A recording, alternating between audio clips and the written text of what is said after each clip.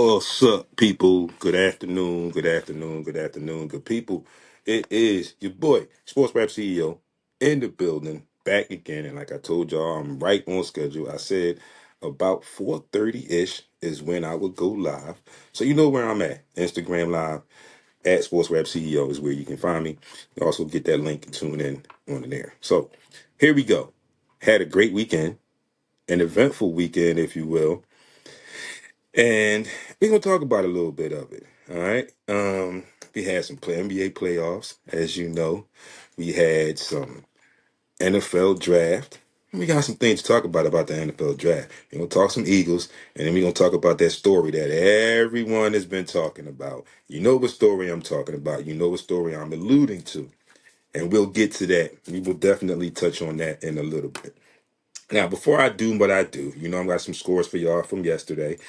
But before I do that, if you remember last week, I brought something to the table, and it was the top 10 greatest NBA seasons that did not win MVP. And I had some response on those topics, and some people that chimed in, some of my regulars chimed in, and they let me know, oh, well, this one could have been MVP.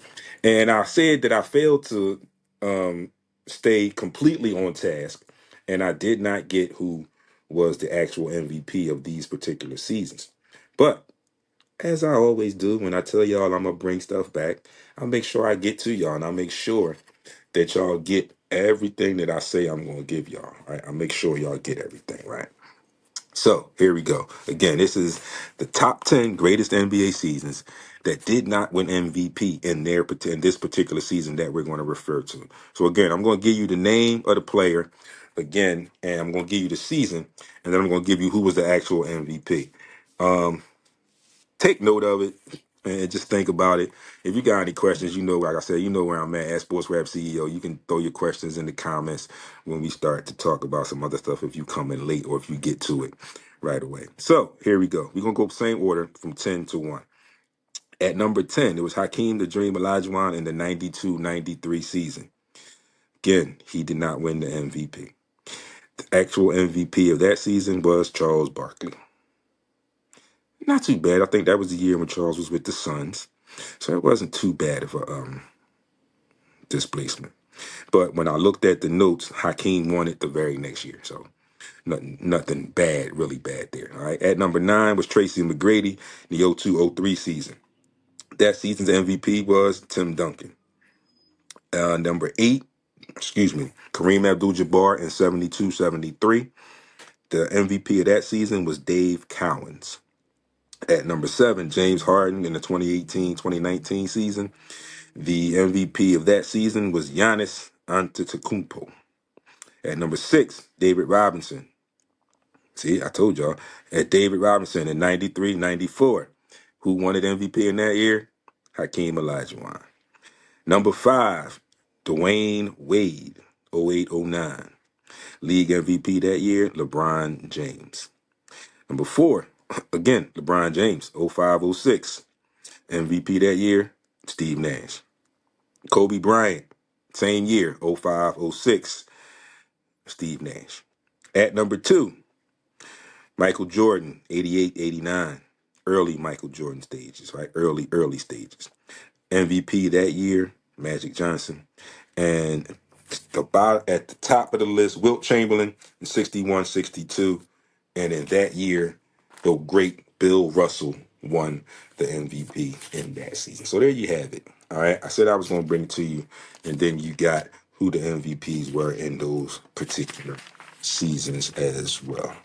Moving into some scores from yesterday. Major League Baseball. Blue Jays and the Yankees, game 1. The Yankees take that 11-2. The Mets and the Nationals. The Mets fall 8-7. The Red Sox get up on the Guardians 13-3. The Orioles get blanked by the Tigers 7-zip. The Angels get blanked by the Twins 5-zip. The Astros get by the Royals 7-3. The Brewers beat the Cardinals 7-1. The Reds get by the Rockies 8-1. The White Sox fall to the A's 3-2. The Rangers fall to the Giants in San Fran 3-2. The Marlins and the Mariners in Seattle. The Mariners take that at home 7-6. The Pirates and the Dodgers in LA. The Dodgers at home take that 9-2. The Rays go to San Diego and beat the Padres 4-2. The Braves go to Arizona, fall to the Diamondbacks 6-4. Phillies in Chi-Town get another win there. They beat the Cubs 3-1. And the second Blue Jays game in the doubleheader, the Blue Jays fall again 5-1 to the Yankees.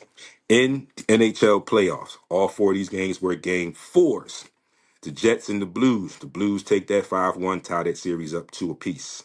The Hurricanes and the Devils. Hurricanes take that 5-2, up in that series to 3-1 Hurricanes. Capitals and the Canadiens. Capitals 5, Canadiens 2. Capitals up 3-1 there as well. And the Kings and the Oilers in overtime. The Oilers best them by 1, 4-3. That series is tied now 2-2. In the NBA, the Knicks Pistons in a nail biter, a barn burner. The Knicks pull it out 94-93, take a 3-1 commanding lead in that series. The Celtics and the Magic. The Celtics take that 107-98, also taking a commanding 3-1 lead in that series. The Pacers and the Bucks. Pacers 129, Bucks 103. Pacers take a 3-1 hold in that. Dame Lillard, torn Achilles. Ironically, he strained his Achilles a year ago on the same date, and now he has torn his Achilles. And finally, Lakers T-Wolves in a really, really good game, especially, I'm going to say, the last 6 minutes. The Lakers fall 116-113. They are now down 3-1 in this series. All right, in this series going back to LA. So, while we're here, let's definitely talk some NBA playoffs right now. So we see all these teams here, all those series that I just gave you are all 3-1 now. Nothing that was not expected for most of them. Unexpected, I would say, if anybody had to pick one of these out of these 4 games, just particular, everybody would probably say the Lakers T-Wolves. Probably wouldn't have expected it to be 3-1 T-Wolves. All right. You probably wouldn't have really expected the Pacers Bucks to be 3-1 either. Celtics Magic, yeah, you kind of expected that. And then Knicks Pistons. I just don't think the Pistons are absolutely ready yet. Like, they played tough, they played gritty, but they may be still in that cliche NBA sense, like they still need to learn how to win. Finish games completely and win. Right? So there's that. Now, since we're talking NBA players, and I know people talked about it, I had a kind of busy day today, so I couldn't look at anything on TV to get notes or anything like that. I could listen to some things. But I know everyone was discussing the foul call on LeBron James late in that game. So I felt like it was kind of funny that I didn't hear a lot of people in general, like general public, talking about it. But for me, looking at it, initially, in real time, and this is me in my referee hat and my coach's hat. I got all 3 hats on right now: my player, my coach, and my referee hat. All right. So I'm gonna move the referee to the move the. I'm gonna go with coach hat first. All right. With my coach's hat on, I would agree with the challenge. From where they were, the coach and the angle that the coach had, looking at that play in real time, it did look like a push, and then Anthony Edwards fell. So, of course, as a coach, yeah, in this type of a moment in the game, I got a challenge. Yeah, see what happens. I challenge that, right? As a player, like Anthony Edwards, I know what happened. Meaning, it's a foul. Oh, he fouled me. I don't know if you're going to call it or not or whatever, but he fouled me. Now, here's where it could possibly get a little tricky. As a referee, you could come up with a couple of scenarios on how this situation could have played out. My interpretation of it initially is the foul was called because Anthony Edwards fell. Now, mind you, it was not a push, it was a slip. It was a bump there. So basketball is a contact sport. We know that. But he fell, which prompted the referee to make the call. Okay. Turns out, anyway, it was the right call. But initially, It was the thought that it was a foul with the push or a bump that knocked him to the floor. They realized that it was a slip. Now, they showed angles. The only angle that truly confirmed that there was a foul on the play was the last angle they showed when it was like the overhead angle looking down. You can see LeBron slap the wrist. Now, I said this to my son while we were watching, and I said, the reason that's a foul is because it's up on the wrist. He's like, but you dad, they say the hand is part of the ball. Yes, but he's above the hand. He's on the wrist. And that wrist at foul there constricts your motion. So it's got to go up. It's a foul. I mean, you arguably don't want to see it. You don't want to see something like that called in that moment. But again, because it was the slip and it looked like it was a push or a bump and he fell. Okay, that's what initially prompted the call. But after further review, and then that, like I said, that last angle from the top looking down, it was a foul. It is no way to argue it after that. Once you saw that angle, you're like, yeah, that's a foul. And that's how I was. I was like, oh, yeah, that's a foul. It's a foul. In that situation, though, I said you can argue if he doesn't fall, if he doesn't slip and hit the floor, does the referee call that? Scenarios you can play out. Truly, honestly. And like I said, this is my referee hat on. Do you call that in that moment if he doesn't fall? Right? I mean, you could possibly get by with not calling it if he doesn't hit the deck. But he hit the deck, and I think that's what really prompted the call, because him hitting the deck, even though it was eventually a slip, like we said, in real time, it looked like a bump and a knockdown to the floor. That's what it looked like in real time. All right? So, again, as a referee, you're in that moment in real time and you make that call and the referee stood on it. You have to stand on it. It's no way that you can get out of it. You have to stand on it. And it turned out to be a right call. Not what was visible mostly, but after reviewing and showing the different angles, you realized and he saw that there was a foul. Like he said, there was some illegal contact on that play. Called the foul. Progressed on. Now, what I was going to was, they talked about it a little bit during the game, late in the game, about the minutes that LeBron played.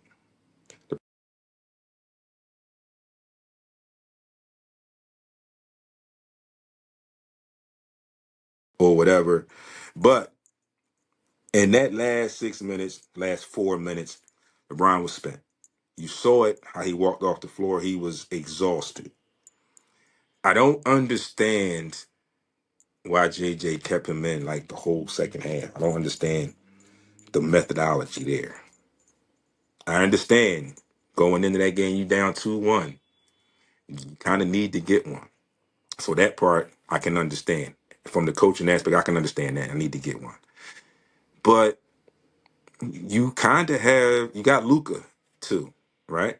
So you kind of got to play that by momentum swing, by activity. But you have to give him a rest. Like, this is your guy, okay? Somebody that you might need down the clock. Like, he had that one hell of a block against Dante DiVincenzo, but he couldn't give you anything on offense. So what was the thought process there? Why was he consistently on the court for that long stretch of time in his 20 plus year in the league? Already very high in the stats as far as minutes played leaders in the league. And again, this is where the thought process comes in for me. It's like, okay, as a coach, I know I need to get one, yeah. But I also know if I get this one, then we got to play on. So I got to may have to give him a little rest here and see what happens. Because we all know when we watching these games, we all know when players go out for rest, the real time is a little different than the actual game time that they're not on the floor. All right. If you don't understand that, then you need to pay a little bit more attention. All right. But anyway, again, I question that because I don't understand why He was out there so long, that consistently. I felt like you should have felt like as a coach, I might have, like I said, given him some minutes to rest. Because like we say, like I just said, real time, it's a little different than actual clock running in that game time. I could have bought myself a few minutes because they put Finney in. Finney made a couple shots. Hachimura hit a three. Luca hit a couple shots. So you were right there. I mean, you only lost by 3, and that was because of free throws. But you were right there. You could have bought yourself a couple minutes. But I'm here talking to y'all. I'm not on that LA sideline coaching those guys. So, but we'll see what happens game 5. Game 5 back in LA. But again, the Lakers are up against the wall, down 3-1, with LeBron playing as many minutes as he played yesterday. The rest for him is very, very vital. The other thing I would like to see is what JJ Redick does different as far as, let's say, managing his personnel and see if they can get one. Because if they don't, well, if they don't get the next one, then the series is over. But it's going to be tough because you look at the Timberwolves, and now they have the taste in their mouth. Now they have that confidence, they have that swag, and it's more or less like we know we can beat y'all. Even with Brian, yeah, we can beat y'all. It's just a matter of us getting to that game and then beating y'all and sending y'all home. That's where their confidence level is at right now. Okay. So we'll see what happens. In the other series, Celtics Magic, there was some chatter. Jaylen Brown mentioned some things and talked about the referees and said that Orlando Magic was playing a little bit too physical. Even alluding to, and I quote, "This is not even basketball," end quote. Well, again, basketball can be a physical sport. And I'm not necessarily saying that this is Jaylen Brown's situation. I'm taking this situation and now I'm going to generalize it. A lot more times than not, players that have this inclination and say that, oh, these guys are not playing, this is not real basketball, are usually players that can give out the physical, but are not used to taking a lot back. Let that marinate for a minute. Kind of like that old cliche saying, with a team that applies pressure, nephew, what it do? The teams that apply pressure on a basketball court don't like to be pressed, right? So I think it's to the point where the Celtics are getting bumped around. I'm not going to say pushed. They're getting bumped around. They're getting slightly manhandled. And for them, who they are, used to getting just about all of those calls, they're not getting a lot of those calls now. The referees are letting them be physical and they're allowing them to play a little bit. So it's somewhat of I guess, a shock to the Celtics that this team is this young and they're being this physical, which basically is telling me that, okay, y'all the defending champs, but we not scared. We here for a reason. We made it here. Unfortunately, they still are down 3-1, but when the Celtics leave this series, they're going to know that they were in a series. I think they know it already, that they're in a series. And I mean, as far as play, records, it don't really match up. They up 3-1, so it don't really match up. But as far as the actual play, they know they're in the series. They know they're in the dogfight. And it's been very, very physical. All right. So they got to suck that up, Buttercup, and go ahead and play. Go ahead and beat them. And then you don't have to worry about it anymore. All right. Pacers, Bucks. Dame's done. So now you got Giannis. It's not the same. I bet they miss Chris Middleton right about now. He was coming off an ankle injury, yes. But in my opinion, before the trade, when Milwaukee was making their runs, even before they got Dame, a lot more times than not, their go-to guy down the stretch was Chris Middleton. Wasn't Giannis, it was Chris Middleton. And then they traded some pieces away, brought some other people in, and now they're on the verge of being sent home in the first round. It happens. Uh, I don't think they can come back from this, especially with Dame being out. Some of their role players have not been playing like they had been playing. So, for all intent purposes, you can very well easily argue and say that that series is over. It's a done. Moving back up to the Knicks Pistons. I still don't know how the Pistons let that game get away. But again, like I said in my open, maybe it's what normally happens. They're in the playoffs, but they're youth. And they're playing tough, like I said, but it's just one of those things where they may be young enough that they don't know how to win these types of playoff games yet. I'm not saying that they can't. I'm just saying with their youth, all right, and not being there and the experience of the Knicks, they may not be fully at that level where they know how to hold on to games that late in the game and finish and win games. It's my interpretation of that. Now, getting to some good stuff. If you see over my shoulder, one of my shoulders, we had the NFL draft over the weekend. My guy, Howie Roseman, worked his magic again.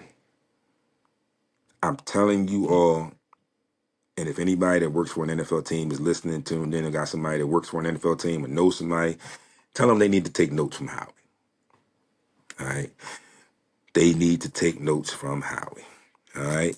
Because Howie can run a master class on NFL drafts. He can run a master class. You can't tell me that he can't. All right? 1, 2, 3, 4, 5, 6, 7, 8, 9, 10 picks in this year's draft.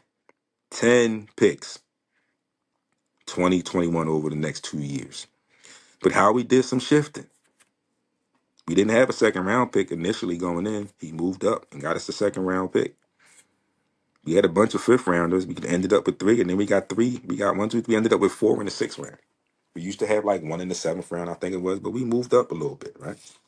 First pick, moved up, swapped with the Chiefs. At that first pick, round 1, pick number 31 instead of pick number 32. The Eagles select Jahai Campbell, linebacker out of Alabama. Solid. Real good pick. An A pick in general by the consensus NFL media. All right. Pick number 2, after another trade where they moved up into the second round at number 64, they pick a safety, Andrew Makuba out of Texas. Now, this young man is going to challenge Sidney Jones for that safety spot. This young man, from what I've seen, is closer to CJGJ than Sidney Jones is. Now, I'm not saying that Sidney Jones can't play. We've seen Sidney Jones. He just has to stay healthy. So hopefully he'll be healthy and he can challenge in camp this year. But it's Andrew Makuba makes tackles. He's ball hawk. He's good in coverage. He can blitz. But most importantly, not afraid of contact and will make tackles. Same thing like Jahai Camp. Physical, will make tackles. Sticking with the trend, 4th round, number 111. Doing more to that defensive line. Adding more depth to that defensive line. I know we lost a couple people. We replaced them right back, some of them. Ty Robinson, a defensive tackle from Nebraska. A 6'6" or 6'8", 300-something pound monster. To go along with Jordan Davis, Jalen Carter. And now you add this young kid, either right now or right behind them. Good defensive line. Real good defensive line. Round 5, number 145, Mac McWilliams, cornerback out of UCF. Don't know much about him, but hopefully he can challenge for a spot. Again, 5th round, number 161, Smile Mondon Jr., linebacker out of Georgia. Another Georgia kid. This kid was on a couple of mock drafts that I saw for the Eagles going into the draft, so it was a solid pick again. Again, in the 5th round, number 168, Drew Kendall, offensive lineman out of Boston College. Another big stud that can fill in on that offensive line. At round 6, number 181, quarterback, Kyle McCord out of Syracuse. Not too sure how that's going to work out. Maybe a practice squad player, but we'll see. Also in the 6th round, number 191, another offensive lineman, Miles Hinton from Michigan. Also in the 6th round, number 207, another offensive lineman, Cam Williams out of Texas. And final pick of the 1st round of the first day of the final pick of the draft, for the Eagles, round 6, number 209, Antoine Powell Ryland, edge rusher out of Virginia Tech. Another guy who I saw on multiple mock drafts for the Eagles. The Eagles also signed a free agent safety from Toledo who played alongside with Quinyon Mitchell, and now they get to possibly play together again in that backfield. So that backfield is going to be solidified shortly for a pretty good time, pretty long time. All right. Now, again, solid draft picks for the Philadelphia Eagles. Draft picks with a couple names who I feel like can come in and make an impact immediately. And that being the top 3 picks, Jahad Campbell, Andrew Makuba, and Ty Robinson. I'm hoping that the edge there, but I don't know. I've seen that Nolan Smith has put on some muscle. He's bulked up a little bit, so he's looking like he wants to get in there. Hopefully we can get Nakobe Dean back, and then that linebacker core could be solidified for a few years. So again, Howie Roseman cooking up what he cooks up. Like Jalen Hurts said, rain, sleet, or snow, Eagles are built to go. They've been built. Howie is building this thing for the Eagles to be relevant for, you might as well say, double-digit years moving forward. And think about it. These draft picks that are coming in, rookie contracts for about 3-4 years, so that gives them some wiggle room. And like Adam Schefter said before the draft, when he realized how many picks the Eagles had, you get drafts like this and these kids that can pan out, you don't have to pay them a lot. And it gives you room to bring in free agents if need be when you can. So you can stay relevant for a long time doing it this way. That's what I said to y'all about the Sixers when I talked last week about the draft. Ideally, you want to build through the draft because you can get your guys to grow together. Again, look at the Oklahoma City Thunder. Minus a couple trades to Caruso, the Isaiah Joe thing from the Sixers way back when that happened. But the core, the basic core for OKC was all draft picks. And they still have a ton of draft picks. All right? Now, finally, before I close out, the story that I know a ton of people were talking about, the shocking fall of one Shador Sanders to round 5, ultimately pick number 144, and again, ultimately to Cleveland Browns. Something that not a lot of people expected.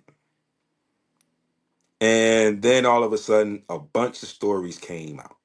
There's the one story, and I'm sorry that that happened, and something should have been done a little bit more to that general manager to one of the teams of the Browns, or somebody prank called. Shador told him he was drafted. He has since apologized and whatnot, but I still feel like there should be something done because there's no way that that kid should have had that phone number to call him or access to that phone number to call him to do that. But that's another story. But anyway, something that no one really expected him to fall to the fifth round. And then ultimately to go to the Browns when the Browns had a quarterback that they picked earlier and they had another pick earlier. A lot of people projected him first round. Some people projected him at least to be like the second quarterback taken off the board. Because, I mean, everybody figured Cam Ward was going to go first. And they were thinking, oh, maybe he'll be the second quarterback taken off the board. It might not have been at the second pick, or third pick, or whatever. They might have thought third pick. No, not third. Maybe got around to the fifth pick because that's where the Cleveland initially was picking. But then they made that trade with the Jaguars. I mean, no, Cleveland was initially there. Or was it? Wait. Yeah, Cleveland was at number 2. They made a trade with the Jaguars. The Jaguars moved up to 2, so Shador could have been picked at number 5, but they didn't pick him there anyway. Now, stories came out. Talked about an interview he had that could have set people off, allegedly saying that he was not humble enough. When I heard that, I interpreted the situation. I let it marinate for a second, and I thought about it this way. I understand what I'm dealing with going into one of these interviews as a potential NFL draft pick for a particular team. And I'm not saying that this was the case. This is my interpretation of what people said, and I'm giving how I feel about what people said. I said, when you look at it in the long run or the grand scheme of things, right? I understand how, they could say they want you to be humble because you're getting this opportunity that a lot of people don't get. All right. But on the flip side of that, I'll look at the business side of it. And on the business side, and in that front office with those executives, our business is to win football games. Put the best product on the field to win football games, to ultimately win a Lombardi trophy. Correct? Right? Nephew Jay, y'all agree? Right? Put the best product on the floor or the field to win games, ultimately win a Super Bowl.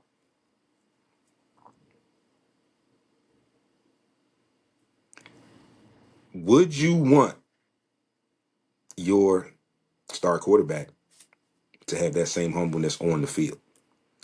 Situation, kind of late in the game. You need this last drive to win. Do you want your quarterback as a leader of your team or leader of your franchise to be, listen, okay, guys, we're going to run these plays that the coach gives us. We're going to do our best, and we're going to get down here and we're going to try and score and win this game? Or would you rather have them be that boisterous leader, even if they're not really boisterous, but you want them to be that leader? Listen, humbleness is out. We got to go get this score. We got to win this game. They need to be aggressive. You don't want them humble in that moment. So that was just my interpretation of that. All right. Another story that came up when people talked about, oh, well, maybe his dad did it to him. There people are blacklisting him because of his dad. I don't think that's the case. I don't truly understand how people would say that. I did hear that he did not have an agent, so that could have possibly have hurt him as well. But I don't feel like it was Dion's doing that brought him down that far. I mean, hell, look at what Lonzo Ball his father did, and both of them got drafted. Lonzo got drafted, then his brother got drafted. But Lonzo Ball was their dad was, yeah, he was that dude, like crazy with it, right? Other thing, look at it this way. We know what teams are looking for. Teams have draft boards. They know what their weaknesses are. They know what they're looking for. Could it have possibly have been a situation where some of these teams were unsure if he was truly ready to come in and make an impact immediately? And I say that to say this. And before I get into it, I'm a preemptive with saying there's no hate. I saw what he did. I liked his career in college. I still saw it. So what I said was, I looked at it this way. He was at Jackson State. He set records. He did what he did. They won games. They turned that franchise around. Okay, that's a mid-major. HBCU, mid-major. Competition level is a little bit lower than Colorado. So now you go to Colorado, now you're in the Big 12. The level of competition has jumped up, right? Jumped up, leaped up. And I'm not saying he couldn't play because he played. He played well at Colorado. But could that have been in the back of their minds where like he might be better suited to be a backup or possibly be groomed into being a starter, not coming in and being a starter immediately or being an impactful player immediately? Possibly what teams could have thought. Of course, myself, a lot of other people that are probably talking about the same situation from the outside looking in will probably never know what the true situation was.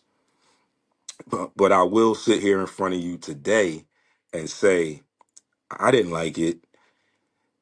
I was, yes, a little shocked that it played out that way. Uh, I wish the young man the best, and I hope that the words that Sean Payton mentioned about him come true. That Sean Payton said that he feels like play teams that didn't draft him should be scared, should be concerned. The other issue I have with it is how is this going to play out in Cleveland? Cleveland has a jam-packed quarterback room. All right. Deshaun Watson is still around, so to speak, although they're acting like he's not really around. But as far as general rosters, he's still around. They signed Joe Flacco in the offseason as a free agent.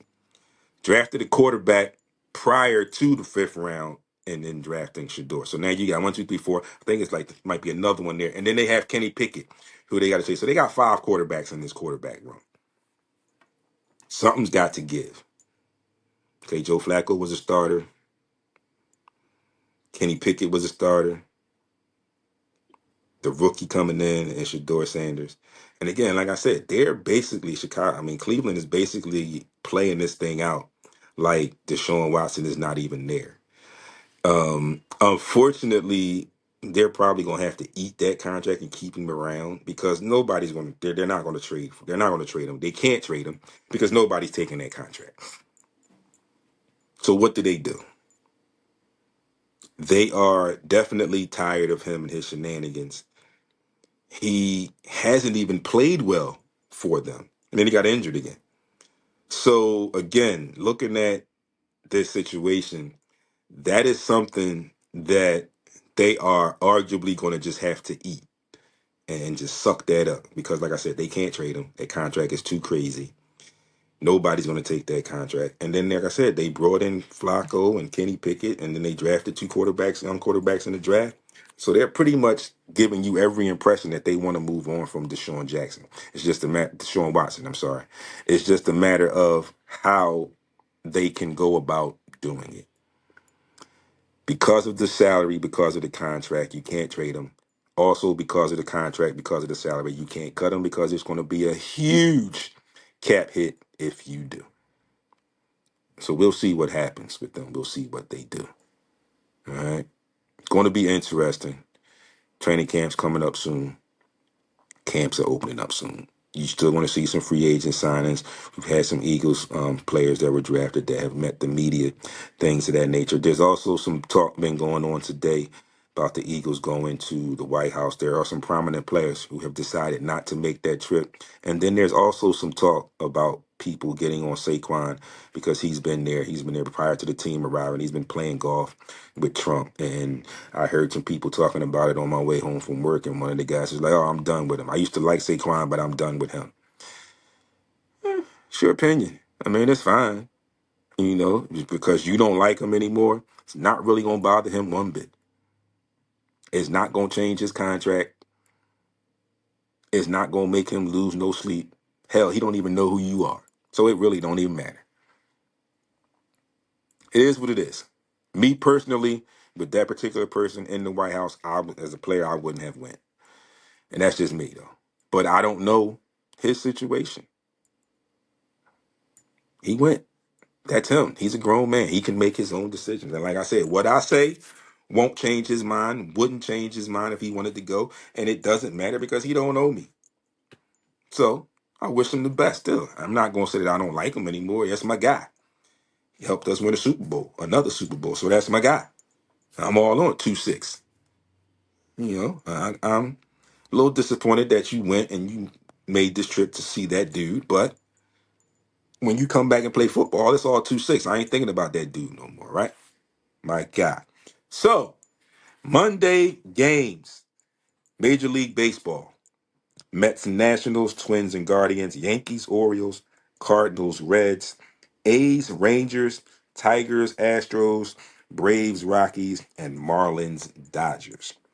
In the NHL, playoffs continue. Game 4, Lightning at Panthers. The Panthers are currently up 2-1 in that series. Game 5, Avalanche and the Stars. The series is tied 2 apiece. In the NBA, Game 4, Cavs and the Heat. Cavs will have a commanding 3-0 lead there.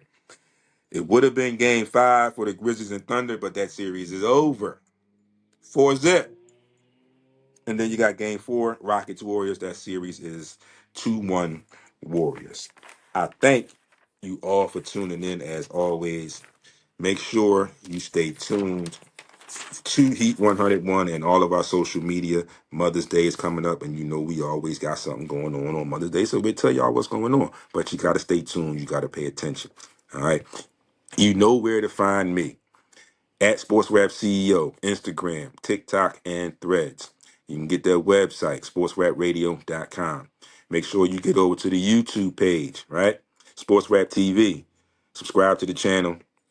Hit the thumbs up on the videos that you like, and then hit that bell so you'll be alerted when new content is uploaded. Also, make sure you get over to the Patreon page. $4 membership, patreon.com/sportsrap. You can get exclusive looks at tickets or opportunities for tickets. Summer's coming up. You know how we do here at Heat 100 Radio. Or you can get exclusive content, videos and other things. And pretty soon coming, you'll be able to get some exclusive merch over there too. It's your boy, Sports Rap CEO, Heat 100 Radio. And don't forget, if you haven't already, download the mobile app, Heat 100 Radio online on iOS and on the Google Play Store. Nephew, thanks for checking me out. Jay Blake, my guy, as always. Appreciate the support. I will talk to you guys all week on social media, right back here next Monday. Maybe.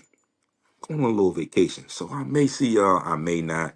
But again, you know how I do. If I'm on vacation, I'll make sure I give y'all a little something. Even if it's just some scores and some updates, I'll make sure I give y'all something. So stay tuned for that.